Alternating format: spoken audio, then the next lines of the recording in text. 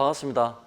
저기 이제 그 1차 시험 끝난 지 한 2달 되고 이제 2달 조금 적게 남았네, 그죠? 이제 2차 시험 준비하셔야 되는데 연금 수리학 그 모의고사 강의를 맡게 된 곽광호라고 합니다. 제가 저도 연금 수리학을 올해 처음 강의를 했는데 지난번에 본 강의를 할 때 보면서 느낀 게 좀 있는데 이 연금 수리가 보험 수리를 좀 알면 공부를 하기가 좀 쉬운 편이긴 한데 좀 다른 면들이 좀 많이 있어요. 이게 아마 실무를 좀 하셨으니까 세븐틴 공부 좀 하셨겠네? 그치? 안 했어요? 입사한 지 몇 년 정도 됐어요? 예? 실무에 바쁘시구나. 그러면 이 연금수리학을 보면서 제가 느낀 게 지금 이제 보험회사에 보면 IFRS 17이라고 그래가지고 현재 하고 있는 전통 우리 보험수리 계리를 하는 IFRS 4하고 개념 자체가 달라도 많이 달라요. 근데 그런 것들이 연금수리의 발생주의 회계에 의한 연금수리에 계산하는 것들은 안에 연금수리는 보험수리처럼 공식을 많이 외워야 되고 이런 것보다 컨셉을 이해하는 게 중요하더라고요. 그래서 이제 컨셉을 이해하고 다양한 문제의 그 케이스별에서 문제 풀이하는 것들을 좀 열심히 좀 해주셔야지 합격률이 좀 올라갈 것 같아요. 근데 그 이유가 뭐냐 그러면 연금 수리가 각 기업들마다 퇴직연금 제도라든가 선진국도 마찬가지고 우리나라는 근태법에 의해서 그죠? 1년간 직전 3개월 평균 임금의 1년 치분을 기본적으로 최저퇴직금을 주게 돼 있잖아요. 그건데 외국에는 다 연금 지급을 해가 DB형 지급은 기업이 책임을 주는 거라잖아요. 죽을 때까지. 이런 구조로 옛날에 기업연금이 다 돼 있었거든요. 근데 그러다 보니까 이게 공식이 그 계산을 할 때 보험 수리처럼 공식적인 어떤 공식이 있는 게 아니에요. 답안을 적는 데 있어서. 그래서 요거는 각 케이스들마다 퇴직금 제도의 부분마다 다 다르기 때문에 컨셉을 이해하는 게 좀 무엇보다 중요한 것 같고, 근데 그 컨셉도 뭐냐 그러면 우리가 보험 수리할 때 세븐틴과 같이 발생주의 회계에 의한 그런 관점에서 봐줘야 되는데, 물론 발생주의 회계에 의한 보험 수리를 푸는 것들이 보험 수리 문제를 푸는 것들이 기본적인 내용이라서 내용은 어렵지는 않아요. 근데 내용 자체는 그런 식으로 되어 있거든요. 자, 그래서 일단 제가 원래는 오늘 그 4시간 동안 하면서 연금 수리 한 교재에 있는 내용을 전부 다 설명을 드리는 시간으로 가지려고 하다가 막상 정리를 하는데 내용이 너무 많은 거예요. 그래서 내가 보니까 오늘 교재 31페이지인가 여기까지 있는 거 가지고 오늘 하고 4시간 하고 다음 주에 2시간 더 해가지고 다음 주에 하는 거는 이제 시험에 많이 노는 계산 문제 위주의 마지막 그 공식하고 컨셉하고 이런 것들 정리를 하고 그 다음에 모의고사를 한 4번 하는 걸로 이렇게 한 모의고사당 8문제 내지 적으면 7문제, 많으면 9문제, 평균 한 8문제 정도로 이렇게 해서 하도록 할게요. 그래서 여러분들이 여기 하실 때 요 책에 원래 개조에 있던 거 핵심 문제 풀이라든가 기출 문제 같은 것들을 같이 풀면서 모의고사 이렇게 준비하시면 될 것 같아요. 그래서 일단은 6시간 동안 요 책의 내용들, 주요 내용들 한번 설명을 드리는 시간을 할게요. 근데 기출 문제를 보시게 되면은 그 언제부터였지? 세븐틴 때문에 계리사 분들 많이 합격시키고 난 뒤부터 한 10문제, 15문제 중 10점에 15점 정도가 이렇게 서술 문제가 많아서 제가 교재의 내용들 중에 기출 문제에 돼 있는 서술 문제하고 표현하는 거 있죠, 이렇게 그거랑 또 놓을 만한 것들 이렇게 적은 것들 그런 것도 같이 설명드리면서 할게요. 여기 보면 근데 이 교재에 또 보면 중복되는 내용이 막 여기저기 막 다 섞여 있어. 그래서 책도 두껍고 한데. 그래서 연금 수리는 특별히 그 시험에 이거와 관련해 가지고 방향성 이런 것들 자세하게 설명을 안 드려도 될 것 같아요. 보시게 되면 다 아실 수 있는 부분이라서. 자, 가볼게요. 자, 보시면 여기에 연금 수리학이라는 게 이렇게 있는데 연금 수리학의 목적이 있거든요. 그러면 여기 보면 뭐 연금수리라는 거는 일단 기본적으로 공적연금이 그 뒷부분에 5장에 있긴 한데 주로 공적연금보다는 사적 퇴직연금과 관련된 부분들이 시험과 관련된 한 70% 80%다 거기서 나오거든요. 뭐 90% 정도까지.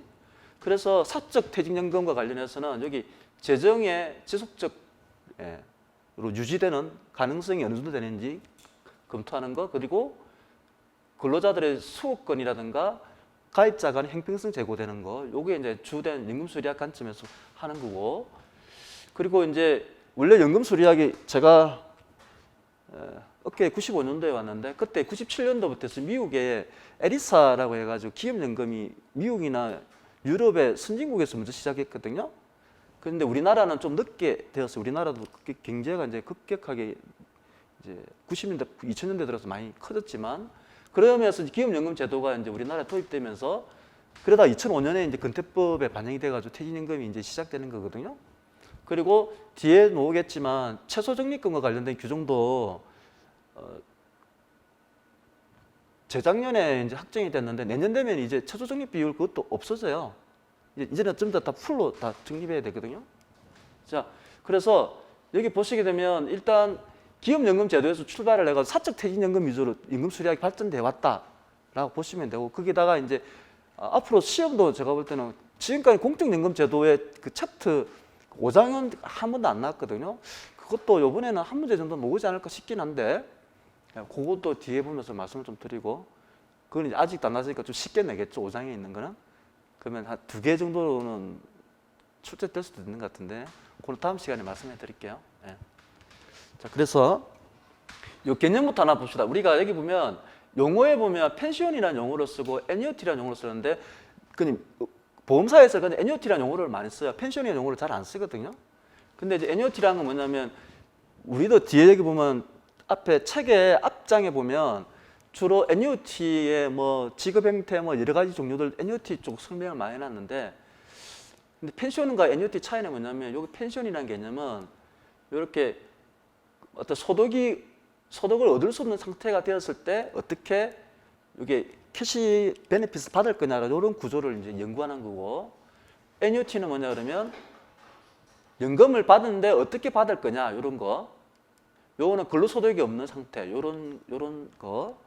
근데 요거는 이제 뭐냐면 열심히 적립을 해가지고 어큐뮬레이션 피리어드라는데, 민영보험사로 치면 1보험기간, 연금 지급을 2보험기간이라는데, 그런 것들. 그래서 여기에서는 뭐냐 그러면 연금 지급을 어떻게 받을 거냐. 그래서 연금 전략이랑 연금 전략화가 나오고 자기 연금 전략 이런 것들이 개념에 나오는 거거든요.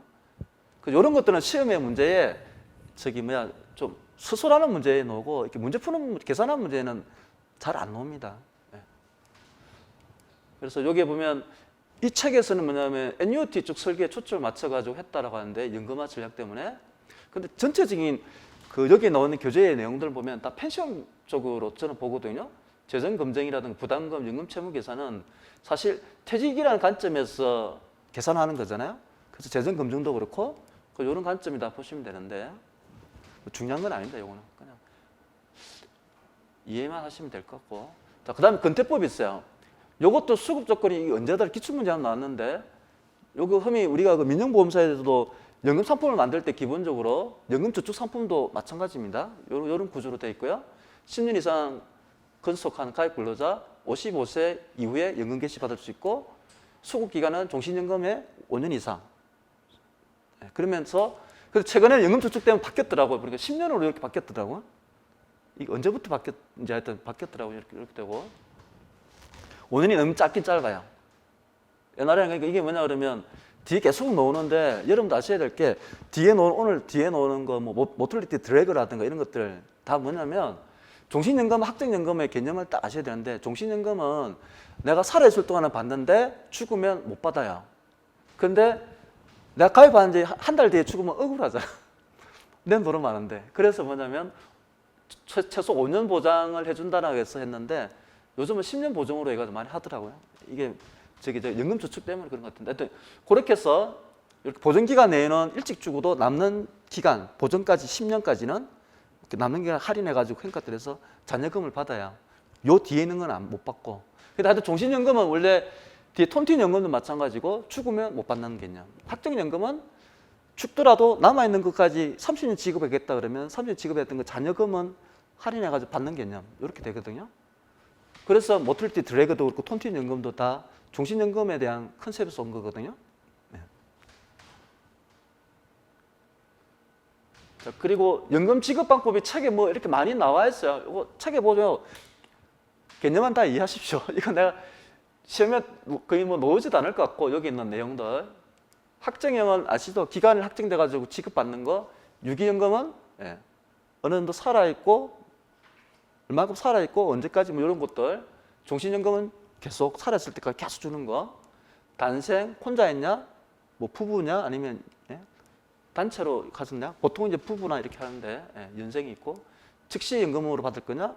5년 뒤 거쳐서 10년 뒤 거쳐서 받을 거냐? 이런 개념들.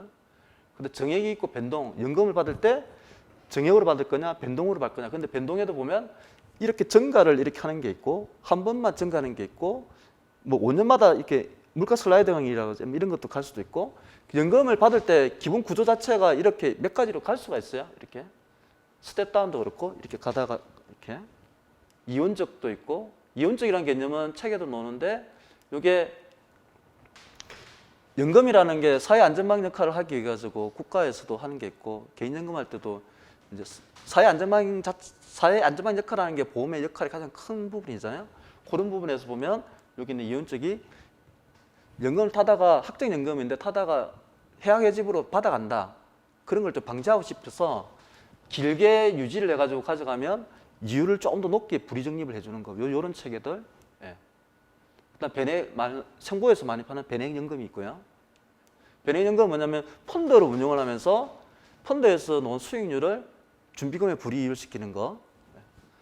근데 그게 금감에 통과됐나? 요즘에 모 회사에서 주식이 들어가는 펀드가 아니고 가상화폐에 대한 펀드를 만들어가지고 하는 것도 뭐하는데 그때 통과됐나 모르겠네. 하여튼 그런 것도 있고 변액에. 근데 요 용어였죠. 기말급 연금이 우리 은행 일반적으로 개인연금에서 많이 하는데 근데 요거는 정상연금이라고 회계적으로 퇴직연금에서 정상연금이라고 기시급을 이상연금이라는 용어로 쓰더라고요. 용어가 좀 특이하죠. 회계사들에 쓰는 용어라고 예, 나와 있고 왜 이상연금이냐면 우리가 보통 보면 그 채권도 그렇고 채권 이론에 보면 보통 그 뒤에 많이 봤잖아요. 일단은 투자자한테 돈을 받아가지고 이제 이자를 이제 줘야 되잖아요. 그럼 이자를 줄 때 보통 월말, 하여튼 뭐 반기말, 보통 뭐 연말 이렇게 주잖아요. 그래서 연말급이 정상적인 그 캐시플로우 형태라고 보는데 회계사들은 요거를 기시급으로 주는 것도 있는 거 보니까 이상연금이다 이렇게 표현을 하더라고요. 네? 이렇게 돼 있고. 자, 그다음에 여기 DB형의 연금제도인데 DB형은 뭐냐면 앞에 있는 거 이런 거는 다 중요한 내용은 아닙니다. 개념만 좀 이해하시면 되고 DB형 연금 같은 경우는 DB형은 뭐냐 그러면 그 defined benefit이죠, 그죠? 이건 defined contribution이라고 그러고 이건 확정급여형, 이건 확정기여형이라고 그러는데 확정급여형은 뭐냐 그러면 급여 수준이 그러니까 퇴직금을 우리나라의 지금 대부분이 다 DB형이거든요. DB형인데 여기 그러니까 지금 60세 정년퇴직을 하면 내가 얼만큼 받을 거라는 게 확정이 되어 있기 때문에 미리 지금 얼만큼 쌓아야 된다라는 거거든요. 그게 이제 우리 이제 근태법이나 KIFR에서는 PUC 방식에서 하는 건데 그렇게 이제 미래에 내가 정상적으로 퇴직했을 때 받아가야 될 퇴직급여가 확정되어 있는 거. 근데 그런 것들은 이제 DB형이라고 DC형은 뭐냐면 내가 미래에 받아야 할 금액은 얼마인지는 모르나 올해에 내가 내야 될 금액은 얼마인지는 되어 있는 거예요. 그래서 부담금이 올해 내야 될 부담금 확정되어 있고 그리고 DC형에다가 근로자가 내가 DC형에 올해 내가 들어가야 될 그 DC형 부담금이 뭐 1,000만 원이다 그러면 1,000만 원을 어느 펀드에 넣어가지고 운용을 하고 운용을 하는 거는 그 퇴직연금의 상품 구조에 보면 운영을 선택할 펀드가 있어요. 그러면 근로자가 그 펀드를 선택을 해서 이렇게 할 수 있고 그런 것들이 DC형이죠, 그죠? 그래서 우리 책에 나와 있는 연금 수리는 DC형은 부담금만 계산하고 적립금이 쌓여가는 거는 다 근로자 개인의 책임이기 때문에 연금의 재정 검증이라든가 이런 것들이 필요가 없어요. 그래서 이 책에는 모두 다 DB형과 관련된 문제다 이렇게 보시면 되고, 예. 그래서 DB형은 미래에 내가 근로자가 미래에 퇴직했을 때 얼마만큼 지급하기 위해서 현재부터 재정 검증을 하고 부담금을 표준 부담금이든 보충 부담금이든 그 계산을 해가지고 보충 부담금이라든가 특별 부담금은 삼각 처리해야 되고 이런 과정들이 굉장히 복잡해져요. 그러다 보니까 연금 수리가 발전해왔고 책에 나오는 문제도 다 DB형 쪽과 관련된 문제들이 논다. 이렇게 이제 이해하시면 되겠습니다. 자, 근데 이제 여기 책에도 노는데 여기 보면 뉴노멀이라 그래가지고 지금 이제 지금 보면 저도 옛날에 이 97년도에 기업연금을 해가지고 그때는 거의 90%가 다 DB형인데 점점 DC형도 선택하는 사람들이 늘어나고 있더라고요. 근데 그 이유가 뭐냐 그러면 젊은 직원들한테 물어보면 DC형이 더 관심이 많긴 많아요. 이직도 있고 막 이랬기 때문에. 그러니까 지금 계산해 보면 급여가 지금 뭐 대기업들도 다 보면 호칭도 다 바꿔지는데 사원 대리 뭐 과장 차장 이런 것들이 호칭도 이제 안 쓰잖아요. 근데 아무튼 내부의 그 인사 체계에 보면 급여가 이렇게 올라가요. 근데 요즘에 이제 50살 이후 되면 어떻게 될지 몰라. 보통 이제 옛날로 치면 차장 뭐 부장까지는 보통 이렇게 다 올라가죠. 그럼 이 올라가는 직급에서 올라가는 급여하고 근속연수에서 올라가는 급여 요게 두 개다가 있다 보니까 이것들을 합치면 DC형으로 해가지고 수익률 나는 펀드의 수익률이 5에서 한 10% 이상 나야지만 이거를 커버할 수 있어요. 그래서 DB형을 많이 선택하거든요. 근데 이제 요즘엔 50살 이후 되면 이제 어떻게 될지 모르니까 연봉 사인할 때 급여가 확 내려가잖아요. 50살 이후 되면 급여가 이렇게 확 내려가잖아. 그러니까 이제 50살 이후에는 DC형을 많이 선택하는데 젊은 30대, 40대 때는 DB형을 많이 하게 되겠죠, 그죠? 네. 자, 그래서 이제 여기 보면 뉴노멀이라 그래가지고 이게 이제 최근에 저금리, 저출산, 고령화 이렇게 되다 보니까 그와 관련해가지고 이제 DC형을 선호하는 것들도 이제 늘어나고 그리고 이제 금리 자체가 워낙 낮잖아요. 지금 DB형, 그러니까 원래 퇴직연금에 보면은 지금 여러분들 그거 저기 회사에 가입된 퇴직연금은 수익률이 한번 보셨는지 모르겠는데 한 1%도 채 안 돼요. 그런데 그래서 이제 이런 것들이 문제가 되기 때문에 퇴직기금이라는 게 재작년에 기출문제 안 나왔죠. 국회에 넣었다가 통과가 안 되는데 근데 요거 안 되면서 요번에 그거 있어요. 중소기업에 퇴직기금이 행위라는 게 하나 도입됐어요. 제가 볼 때 요거에 도입되기 전 1단계로 하는 것 같거든요. 국가에서 퇴직금이 남들 문제가 좀 있어요. 운영하는데 근데 선진화되게 되면 이게 커질 건데 그래서 요거 하는 것 같은데 시험에 나올 것 같지는 않고 그거 하여튼 간단한 거라서. 근데 아무튼 이제 그래서 국내 DB나 하여튼 일시금이고 저기 선진국 같은 경우는 DB로 해가지고 종신연금 설계하는 개념이에요. 우리가 시험의 문제 그래서 공부하실 때 책에 보면 이 교재 자체가 선진국에서 발달한 연금 수리학이라서 뒤에 보면 다 종신연금 지급 형태가 다 나와 있어요. 여기 나와 있는 이거. 근데 우리는 일시금이잖아요. 우리나라의 퇴직금 제도는 이렇게 가다가 정년퇴직이 딱 할 때 60세가 되잖아요. 그러면 이 이후에는 기업이 책임지는 게 없습니다. 그죠? 우리나라는 그죠?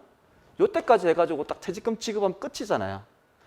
기업이 이쪽 책임지는 게 없어요. 그죠? 근데 유럽의 선진국의 DB형 종신연금은 이 퇴직 이후에도 기업이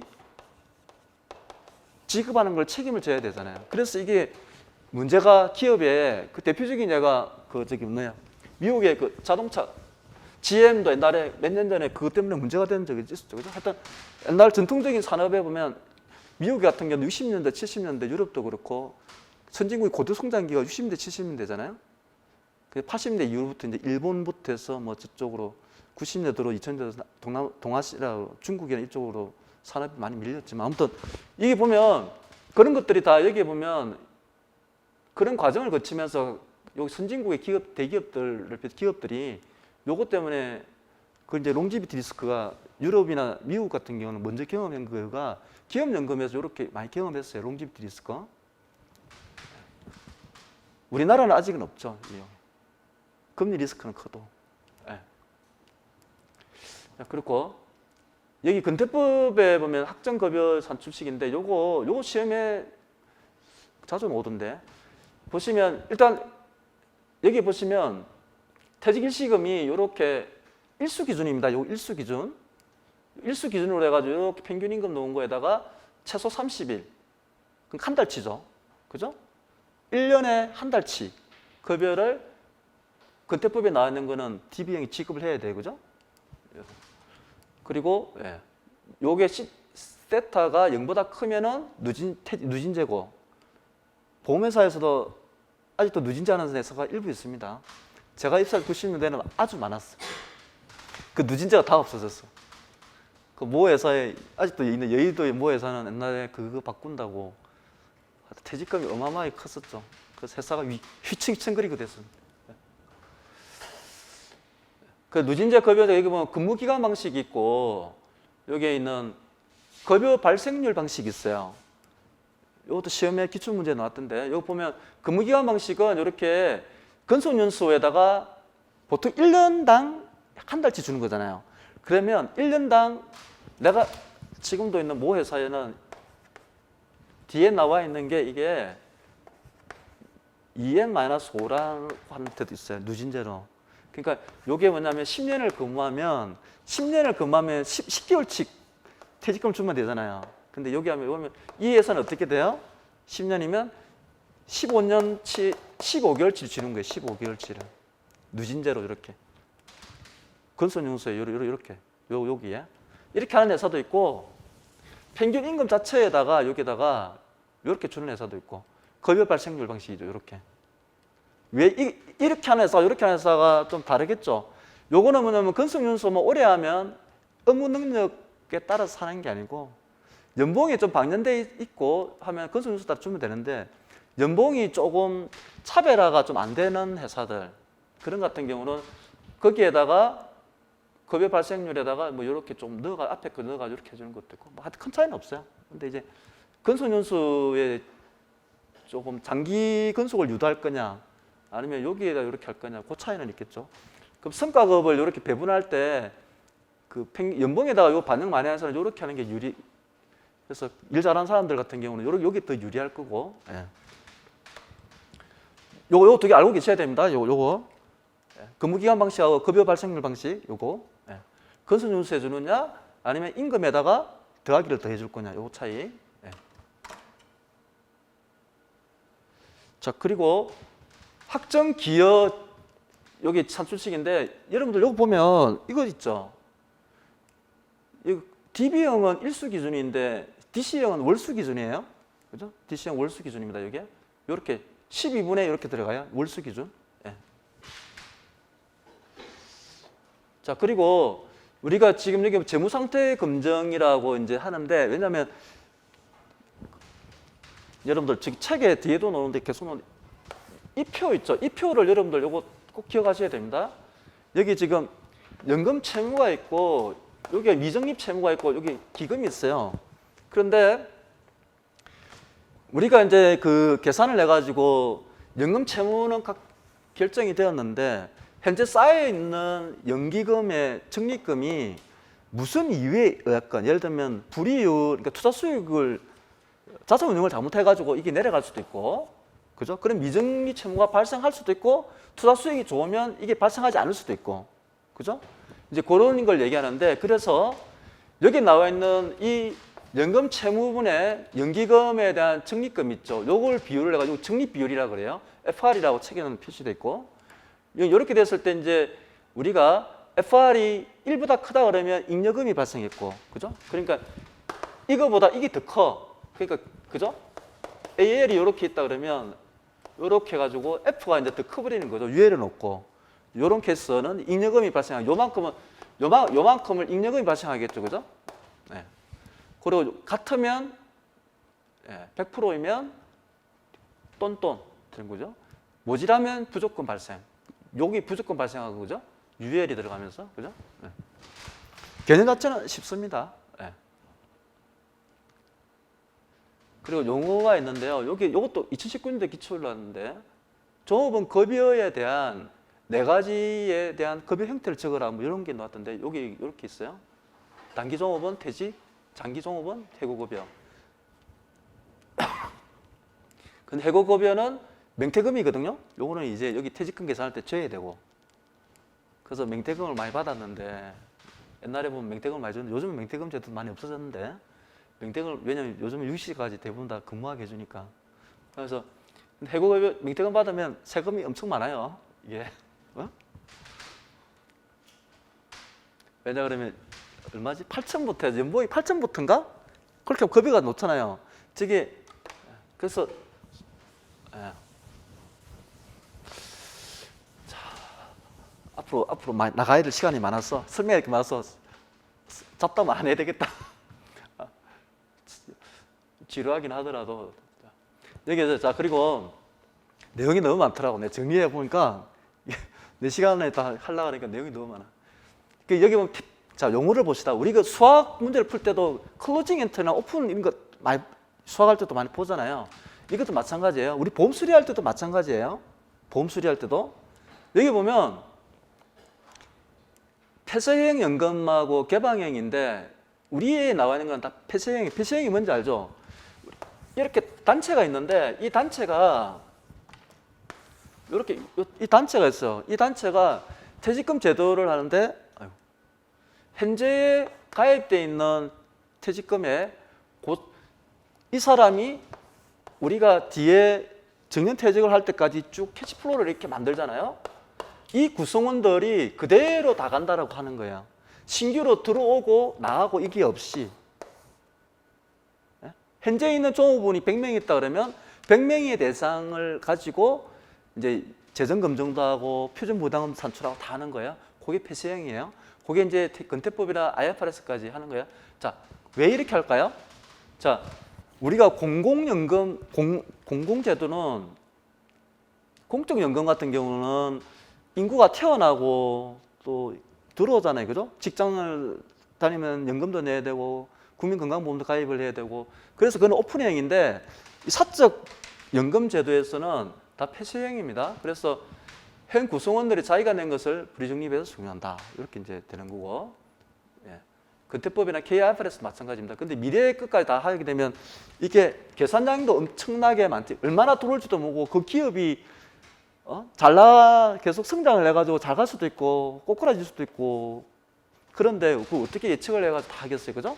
거기다가 예를 들어 이익이 만남기 가지고 그걸 숨길 수도 있잖아요. 세제 혜택 받으면서 뭐 그런 걸 방지하는 차원도 있고 예측하기 힘든 거니까 사적은 국가는 존속을 해야 되니까 계속. 그 공적연금에서는 요 개방형을 하지만 사적에서는 폐쇄형을 해야 되겠죠, 그죠? 그래서 개방형 같은 경우는 이렇게 국민연금이나 공무원 사학연금 같은 경우는 이렇게 다 개방형이고, 예. 요 과정 중요합니다. 뒤에 계산할 때 이거 기본적으로 들어가는 겁니다. 예. 중요하다기보다는 조금 기본적으로 저런 사상을 가정을 하고 한다는 거 이해하시고, 자 챕터 2로 바로 이제 넘어가는데 연금 수리에 대한 앞에 개괄적이에요. 그래서 여러분들 뒤에 있는 문제 풀기 위한 기본적인 내용들을 이제 숙지하는 과정이라고 보시면 되고. 근데 책을 읽다 보면 조금 이런 표현들을 좀 정확하게 좀 아셔야 되기 때문에 말씀드리는 건데 연금 수리라는 거는 학문적, 연금 계리라는 거는 실무적 관점에서 얘기를 하는 거고 연금 수리 대상은 DC형이 아니라 DB형이다. 그리고 공적연금, 퇴직연금, 적격 개인연금의 3층 연금 제도의 설명이 31페이지 있어요. 근데 그 책에 뭐 내용이 가지가지 많아. 근데 그거를 시험에 이거는 뭐 놓을 수는 없을 것 같아. 아니 저거 가지고 괜히 시간 뺏기고 그럴 것 같지는 않은데. 근데 여러분들 이거 그 보험 계리를 하면 기본적으로 요거는 개념은 좀 알고 계셔야 되거든요. 그래서 한번 보세요, 요거. 그 우리 흔히 그릴 때 이렇게 그리거든요. 연금에 대해서 이렇게 이제 그리잖아요. 그러면 여기 뭐 공적연금이 이제 들어가고 그 기업이 하는 사적연금이 들어가고 그요 개인이 들어가요, 요게. 기업. 그 요게 말하는 퇴직연금. 우리로 치면 요 국민연금, 퇴직연금, 개인연금. 그리고 개인연금에도 두 가지 종류가 있죠. 세제 혜택을 받는 소득공제를 받는 연금 주축이 있고 비적격이라고 하는 개인연금이 있고 개인연금에도 적격연금 있고 비적격연금이 있어요. 네. 자 그렇게 되고 근데 여기 보면 시행령사 이런 문제들이 가끔씩은 나오더라고. 이게 옛날 보험 수리에도 그런 거 있는데 이거 보시면 시행령상에 연금계리 전문인력 요건이 있어요. 이거 기출문제는 없던데. 요거는 걸 한번 봐주세요. 등록된 보험계리사이고 1년 이상 이 퇴직연금이라든가 퇴직 일시급 신탁이라든가 퇴직보험 업무에 1년 이상 종사했던 경력이 있어야 되고, 그리고 여기는 교육을, 연금 계리와 관련된 업무 교육을 받아야 되고, 이런 것들 필요합니다. 예. 이런 것들이 간혹 가다가 10년에 한 번씩 놓을 수 있어.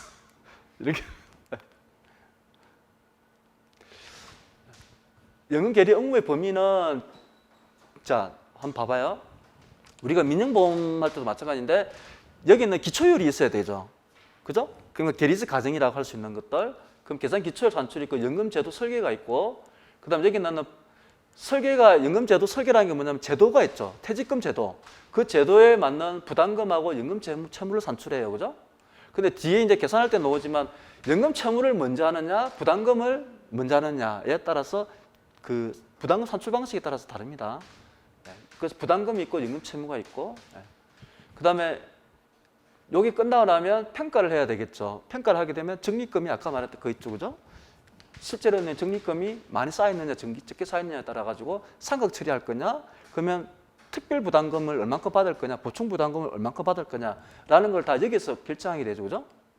여기서 넣으면 표준 부담금 산출하고 연금 채무가 넣으면 그 아까 F라고 하는 펀드라고 하는 적립금이 있으면 그 적립금을 가지고, 예를 들어 적립금이 운용을 잘못해가지고 적다. 그러면 무슨 보험 부담금을 내야 돼요? 특별 부담금을 내야 되겠죠. 그죠? 그래서 이제 이렇게 특별 부담금 내는 것도 결정하게 되고, 그리고 나서 이제 평가 작성하고 이렇게 갑니다. 그리고 나서 이제 조금 더 깊게 들어가면 이제 이렇게 PALM까지. 그 지금의 제도에서는 우리나라에서는 PALM까지 필요는 없어. 퇴직기금이 되면 아마 이게 활성화될 거예요. 퇴직기금이 되면. 아마 이것들이, 이런 것들이 집중적으로 되면. 개인적으로 퇴직기금이나 우리나라 한 10년 정도 되면 많이 커질 것 같은데. 국회도 통과하고. 그때 되면 이제 이런 문제들이 이제 많이 나오겠지. 교수님들도 이거 연구를 많이 하실 거고. 왜냐면 그래야 돈이 될 것 같은데. 자. K갭이 있고 KIFRS가 있어. K갭은 뭐냐면 여러분들 회계할 때 여기는 IFRS는 주로 상장회사, 갭은 비상장회사. 그래서 갭 기준이고 IFRS 기준이 있는데, 일단 여기 보면 퇴직금 추계액이 뭐냐면 뒤에도 나오는데, 우리가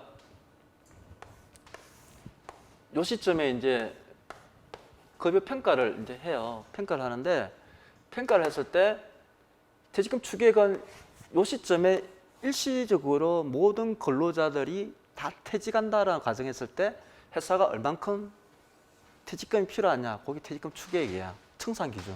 그죠?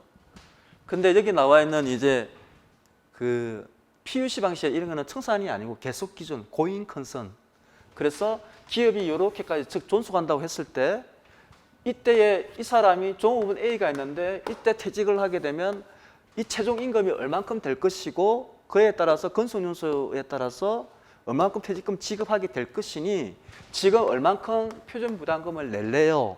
라는 걸 계산하는 거야. 그런 것들의 개념이 여기 있는 PUC 방식이에요. 그래서 계산 기초율 최적 가정에, 제가 용어를 책에는 다 계산 기초율이에요.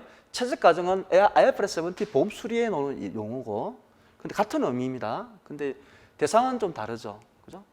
퇴직연금의 계산 기초율은 4가지잖아요. 그죠? 예상 이유라는 게랑 임금 상승률, 퇴직률, 사망률 이렇게 들어가는데, 보험회사의 최적 가정은 다르죠. 사업비율, 해지율, 위험률 이런 게 들어가는데, 그런 거 다른 게 한데, 하여튼 의미는 같은 겁니다. 이렇게.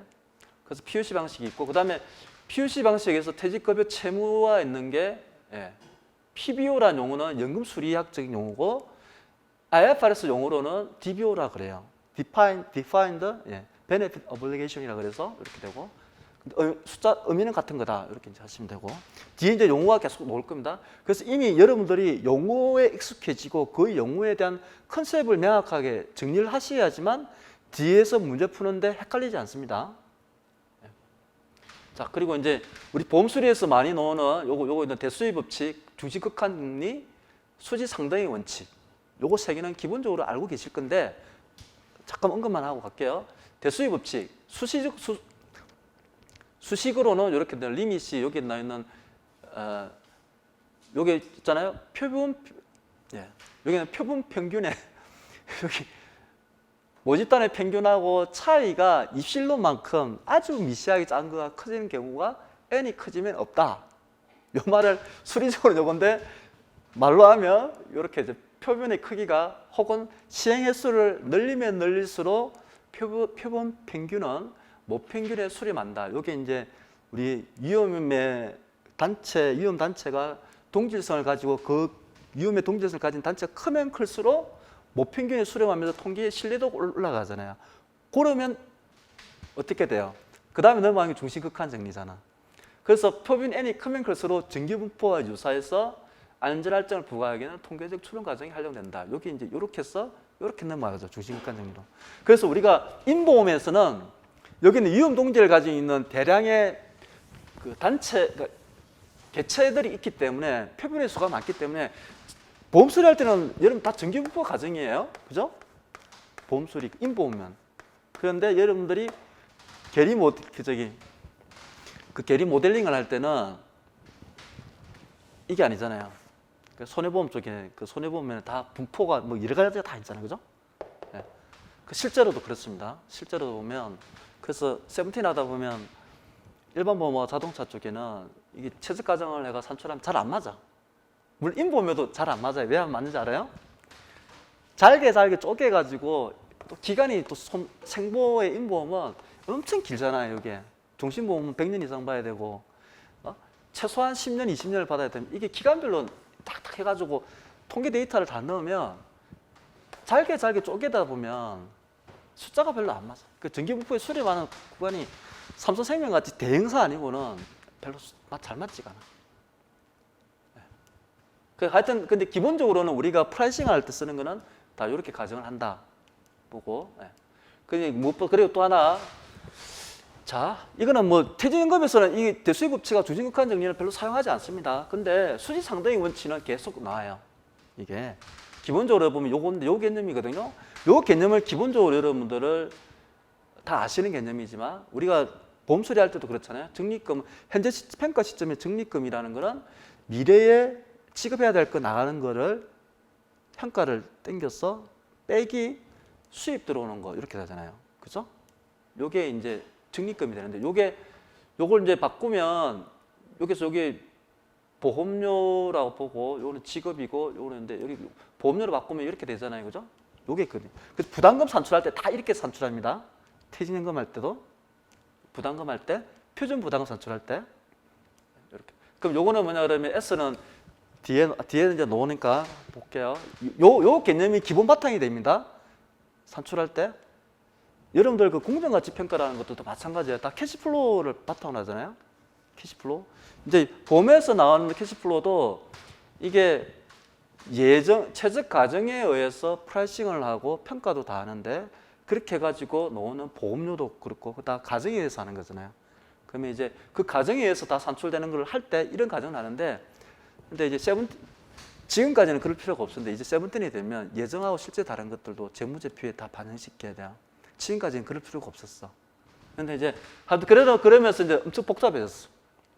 예정하고 실제 다른 거를 다 분계 처리를 하고 재무제표에 다 반영해야 돼. 힘들어. 여기에 퇴직연금 수리에 여기 그런 것들이 반영돼 있어요. 그 제가 퇴직연금 요거 교재 보고 강의하기 위해서 보다 보니까 세븐틴 이론을 이거 경험을 한 여러분들은 좀 더 빨리 익숙해지겠다라는 생각이 들었어요. 지금 실무를 나는 현재 하고 있는 계리 실무하시는 분들은 세븐틴을 보면요 한 6개월은 고민을 해요. 이게 도대체 무슨 의미인지를. 왜냐면 전통 보험 계리한 사람들은 이 세븐틴의 발생주의 회계에 의한 처리 과정을 이해하는데 시간이 꽤 걸려요. 근데 그 기본이 퇴직연금은 그게 기본이 그러니까 좀 쉽긴 쉬워. 근데 그런 것들이 바탕이 되어 가지고 계산식에 반영되어 있어요. 자, 여기 나와 있는데 자 봅시다.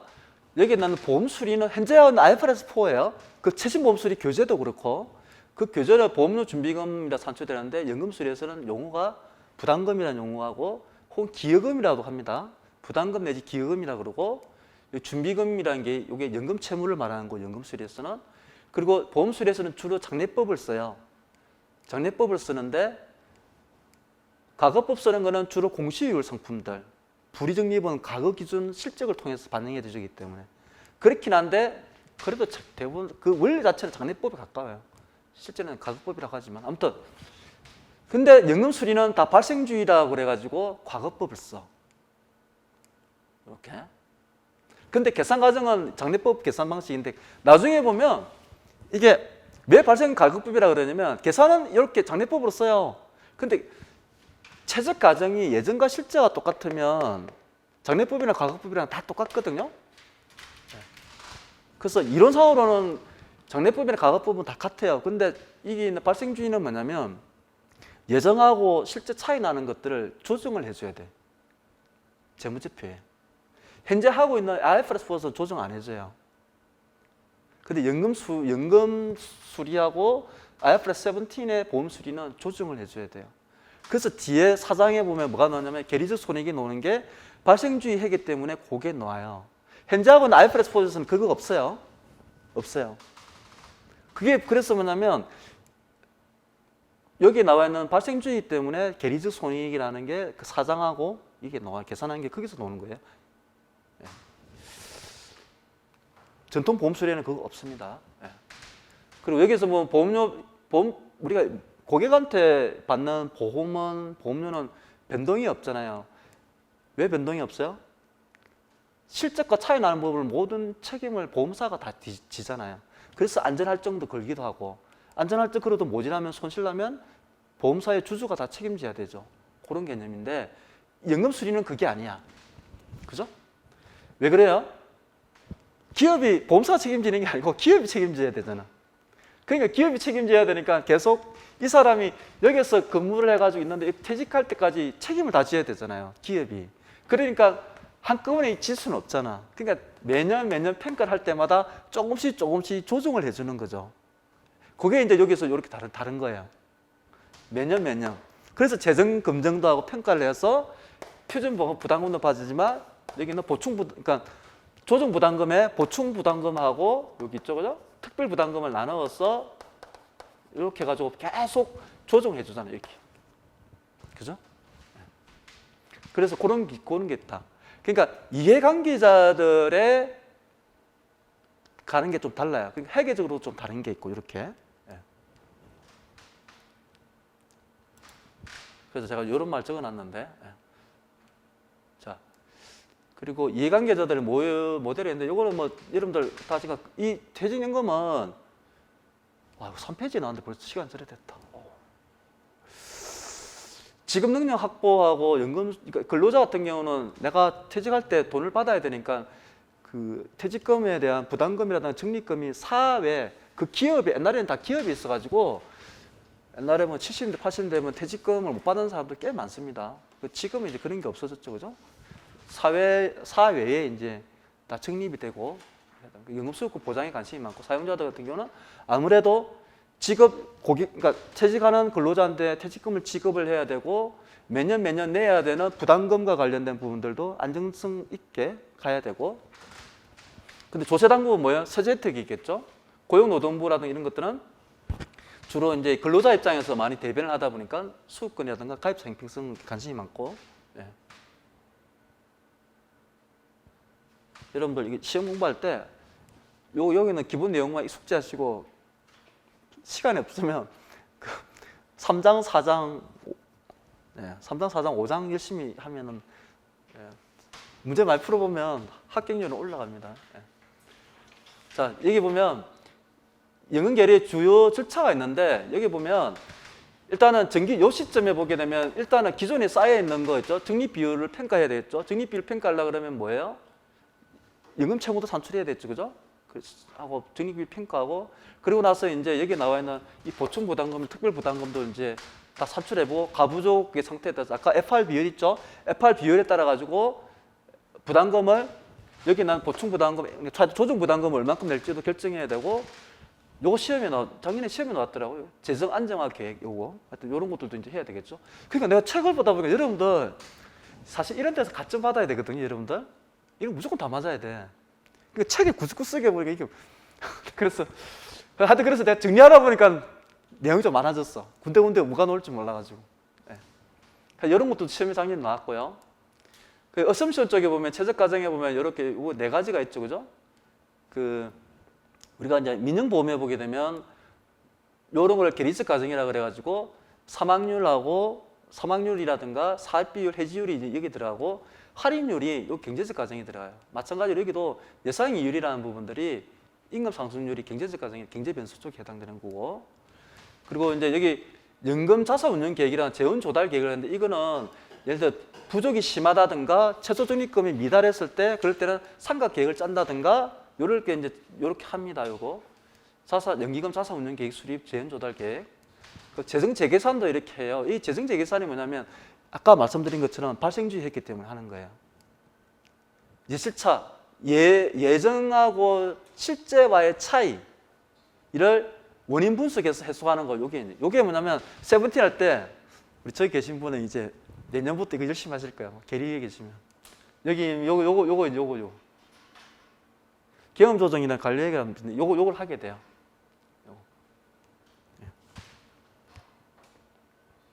근데 세븐틴은 이거 정말 어렵습니다. 이거. 너무 복잡해. 근데 연금 수리는 보니까 그렇게까지 강한 건 아닌 것 같더라고요.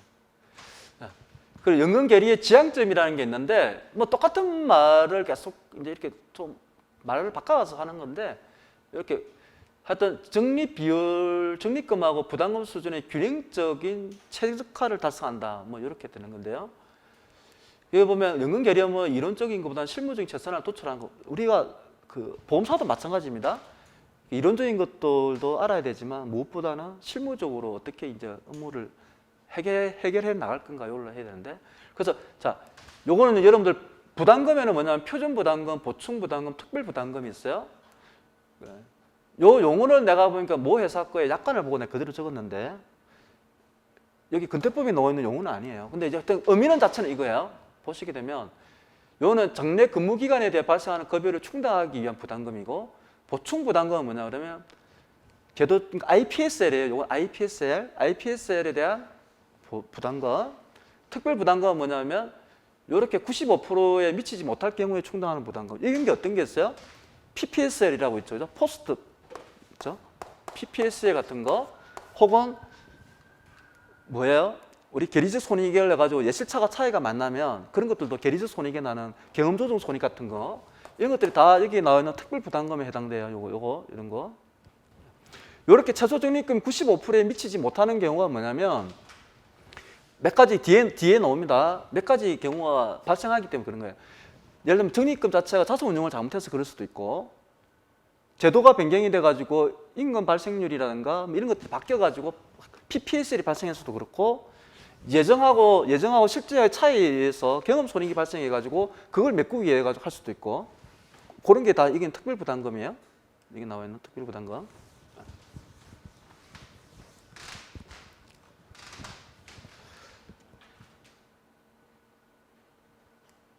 요거는 근태법상에 나와 있는 연금 계리의 주요 업무인데 이렇게 표현이 돼. 기초이율 산출하고 6개월 이내에 재정 검증을 완료해서 그 결과를 통보하고, 하여튼 요것도 이렇게 작년에 보면 놓아가지고 재정 안정화 계획 그게 답으로 이제 제출하라고 돼 있던데 그렇게 나오고, 이것도 시험에 나왔죠, 그죠? 이게 작년에 여기서 할 때 나왔어.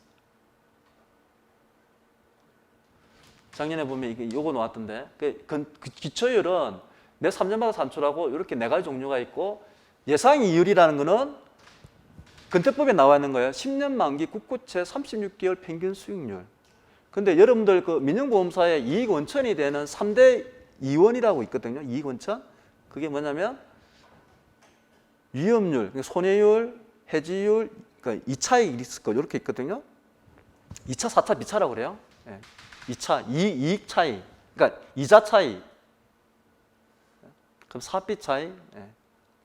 근데 사차이라 그래서 위험률 차이 말하는 거거든요. 근데 그렇게 있는데, 거기에서 보면 그 세 가지 중에 보험회사가 망하는 케이스가 뭐냐면 사차이, 그러니까 4차 손익이라 그러는데 위험률차 손익, 4차 손익을 인해 가지고 손해율이 100% 넘어가고 120% 넘어가고 회사가 망하진 않아.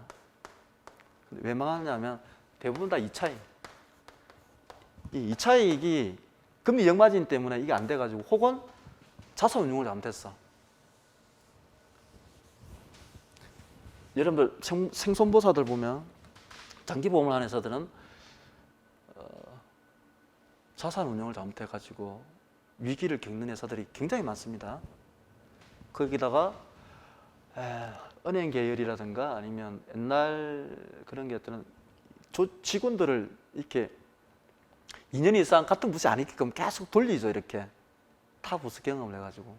그러면 그런 분들이 자산 쪽에 간다든가 상품이나 계리 업무를 시키면 그 회사 잘못하면 큰일 날 수 있어요. 그래서 전문 부서는 또 따로 있긴 있어야 돼요. 그래서 자산하고 보험회사에서는 자산 쪽도 있고 그다음에 상품 계리 쪽. 우리나라가 전 외국사도 있어봤기 때문에 우리나라가 세계에서 제일 상품이 복잡해요. 우리나라처럼 상품이 복잡한 나라가 없어.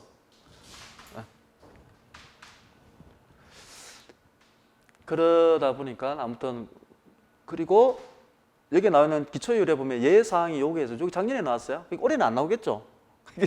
이렇게 합병 M&A 3년 미만 설립한 지 얼마 안 됐고 경험 통계 자료 분실 부적합한 경우 뭐 이렇게 나와 있는데 요걸 적으라고 나왔었죠. 그거 10점이야 이게. 아이고, 이거 10점이 꽤 크죠, 그죠? 그래서 내가 이거 보다가 적는 문제가 15분씩 나오다 보니까 이 두꺼운 책에다가 어디서 놓을지 내가. 그래서 여기 4장까지는 웬만큼 다 나온 것 같아. 그래서 5장에서 나오지 않을까? 6장. 하여튼 그것도 봅시다 나중에. 제가 기출 문제 낼 때 그런 것 좀 감안해서 할게요. 자, 여기 기준 책임 준비금이라는 용어가 있어요. 여기 보면 좀 빨리 넘어갈게요. 여기 있는 이런 걸 다 빼겠습니다. 기준 책임 준비라는 게 여기 있는 개수 기준이 있고 비개수 기준이 있어요. 여기 보면 개수 기준이라는 거는 여기는 이렇게 해가지고 미래 아까 캐시플로우 나온 거 미래에 있죠. 그렇게 해서 이렇게 여기는 actuarial present value라고 그래서 계리적 hen가를 말하는 거죠. 이건 total benefit. 그러니까 여기서 보면 이렇게 있을 때 있으면 여기 나와 있는 요거는 요 시점에 보면 퇴직금이 나가야 되잖아요. 기준은 X세를 잡아. 요 X세가 요때의 퇴직금이 얼만큼 나라는 거를 현가를 땡겨가지고 본 게 여기 요거고. 거기다가 뭐예요? 요거죠. NC죠. 요 시점에 내야 될 표준 부담금이 얼마냐. 이렇게 되는 거죠. 여기 학정 급여 채무예요. DBO입니다. DBO. Defined Benefit Obligation이라고 그래서 요거야, 요거. 자, 그래서 되고 그다음에 뭐냐면 넘어갈게요.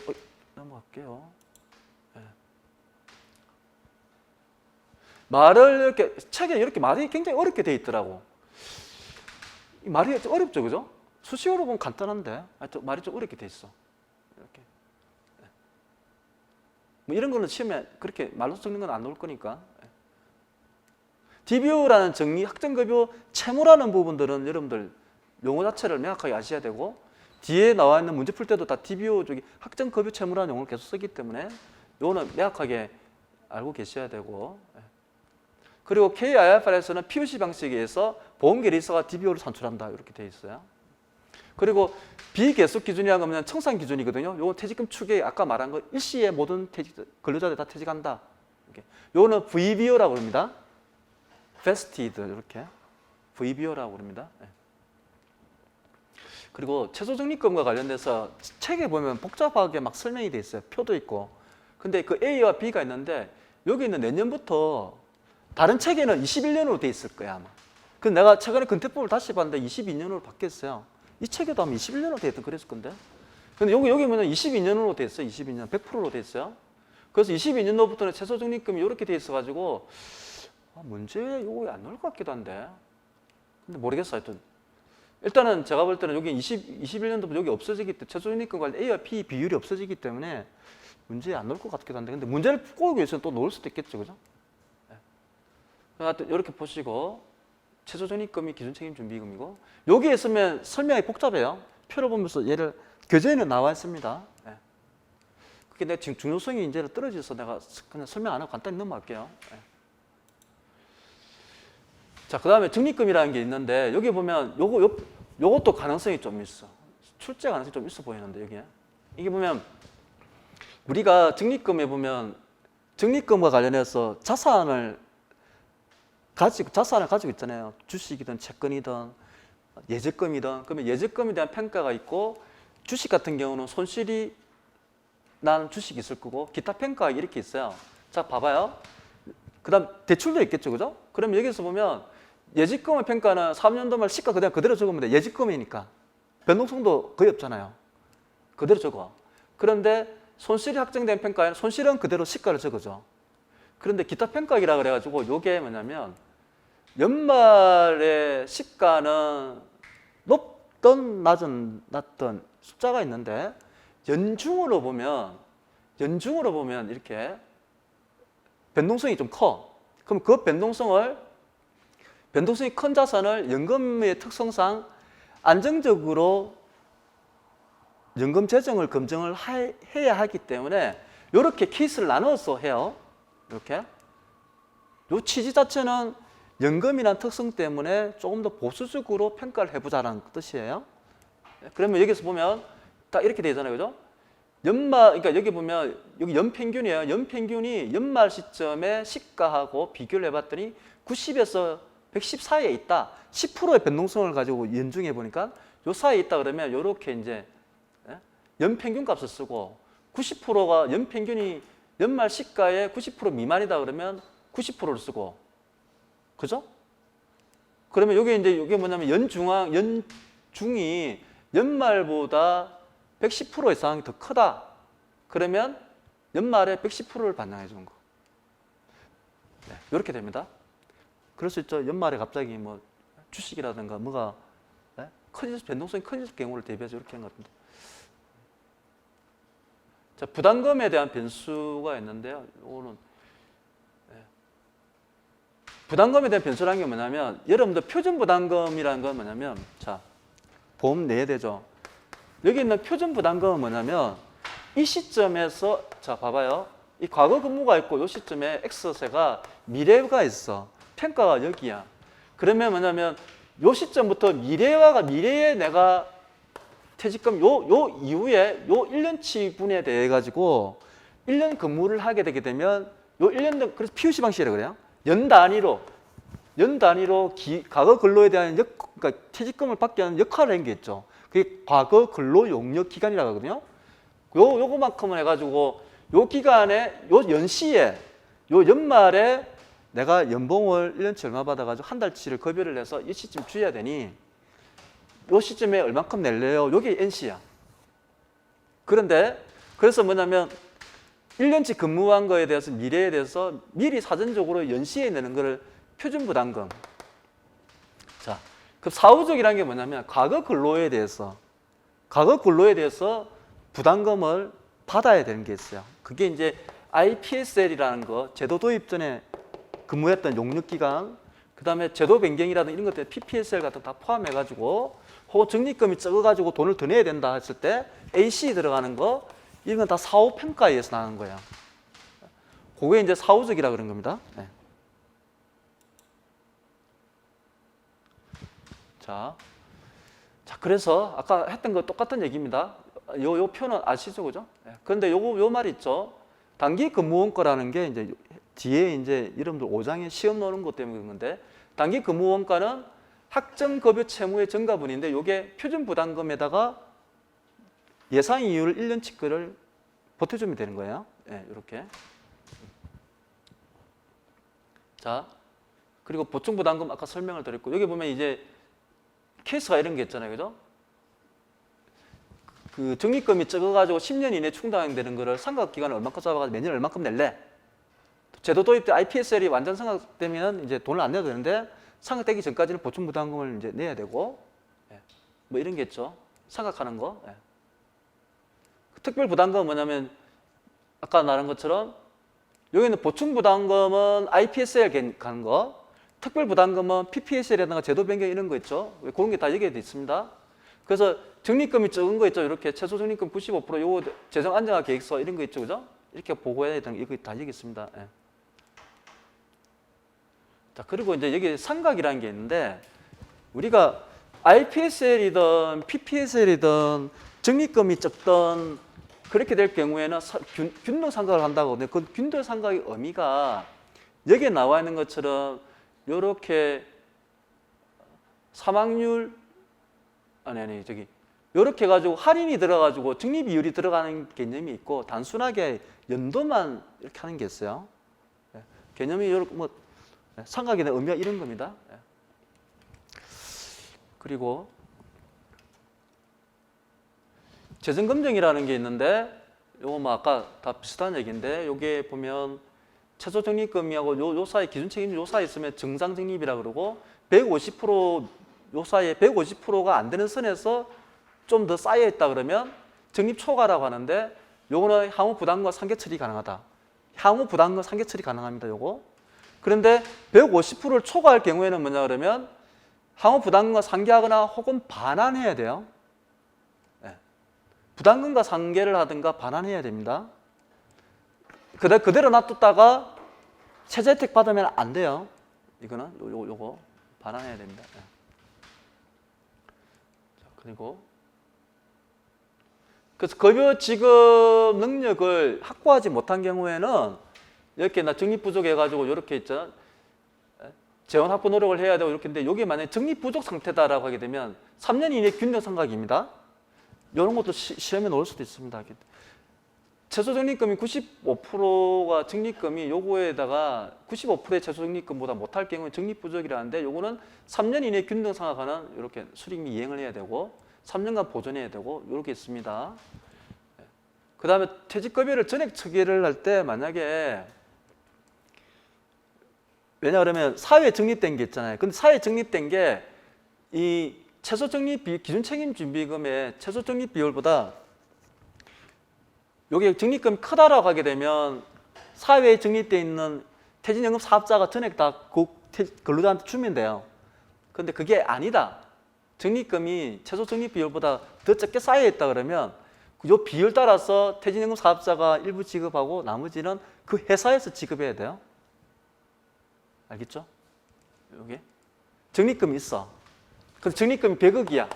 근데 자산 운용을 잘못해가지고 사회에 퇴직연금 사업자한테 운용을 잘못 90억이고 100억 너무 크다. 90억이고 그런데 개인이 퇴직금을 1억을 받아가야 돼. 그러면 여기서 9천만 원은 은행에서 받아가고 생보사에서 받아가고 1천만 원은 그 회사에서 받아가면 되는 거예요. 퇴직금은 이렇게. 네.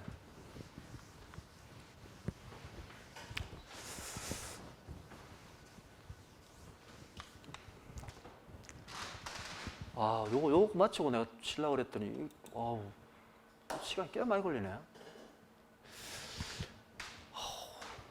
자, 근태법에서 여기 보면 가입자의 퇴직급여 수익을 최대한 보호함을 목적으로 한다. 당연한 얘기겠죠. 그 맥스웰 사건이라고 하는데 한마디로 말해서 퇴직연금 사업을 운영하는 맥스웰이라는 금융회사가 자기 소유했던 소유기업에 있는 그 기업연금에 그 연금기금에서 돈을 빼가지고 자기 회사를 운영하는데 경영하는데 써버린 거예요. 이때 당시 91년도에 그래서 난리가 난 거죠. 뭐 이런 게 비일비재하게 옛날에 많았으니까. 그래서 재정안정, 재정검증을 강화해야 된다 그래서 계속 이런 것들 업그레이드 시키고 있는 거예요. 이렇게. 자, 잠깐 쉬고 요 PLM과 ALDI는 이것도 중요한 내용이라서 좀 쉬고 할게요. 근데 이 진도가 이거 너무 느린데.